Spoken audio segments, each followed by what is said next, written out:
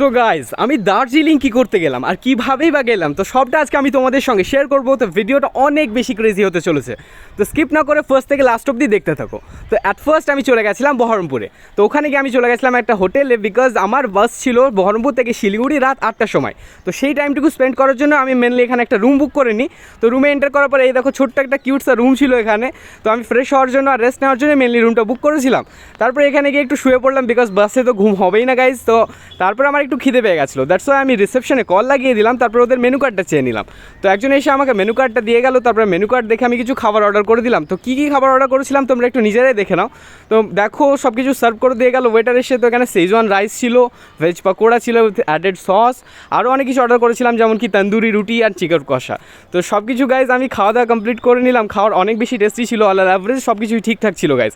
তো তারপরে খাওয়া দাওয়া কমপ্লিট করে আমি একটু রুম ট্যুর দিতে গেলাম। তারপরে ওখান থেকে এসে আমার যেহেতু বাসের টাইম হয়ে যাচ্ছিলো, তারপরে আমি রুমে ঢুকে সব কিছু ব্যাগ প্যাকিং করে চেক আউট করার জন্য নিচে চলে আসলাম।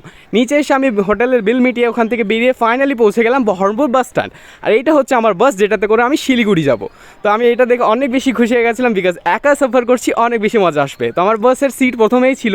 তো আমি ওখানে গিয়ে নিজের মতো এসি চালিয়ে একটু রেস্ট নিচ্ছিলাম। তারপরে দেখো জার্নি স্টার্ট হয়ে গেল। তো অনেক বেশি এক্সাইটেড ছিলাম আমি। তারপরে এখানে গিয়ে বহরমপুর ফারাক্কা বাইপাসের এখানে গিয়ে একটু দাঁড়ালাম। তারপরে আমাদেরকে ওয়াটার বটল দিয়ে গেল।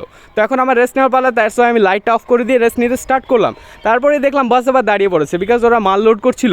তারপরে আমরা এন্টার করলাম হচ্ছে ফারাক্কা ব্রিজে। আমি এটা ফার্স্ট টাইম গেছিলাম এখানে, তো অনেক বেশি মজা আসছিল। তারপরে আমি ঘুমিয়ে গেছিলাম, ঘুম থেকে উঠে দেখি বাস তো চলে এসছে মালদা বার করে গাজলে।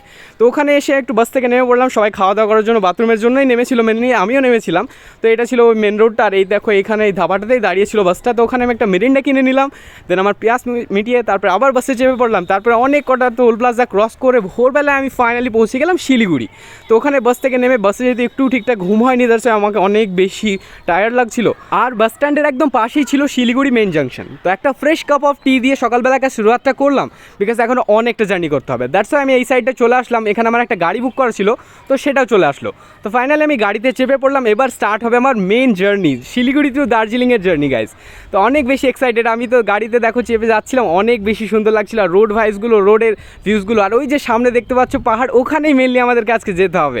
তো ট্রাভেল করতে করতে আমার সঙ্গে কী কী ইনসিডেন্ট হলো, আমি কী কী রোড ভিউজ এনজয় করলাম, সবটা শেয়ার করবো তোমাদের সঙ্গে নেক্সট ভিডিওতে। ততক্ষণের জন্য সুস্থ থেকো, ভালো থেকো, টাটা বাই গাইস, দেখা হচ্ছে নেক্সট ভিডিওতে।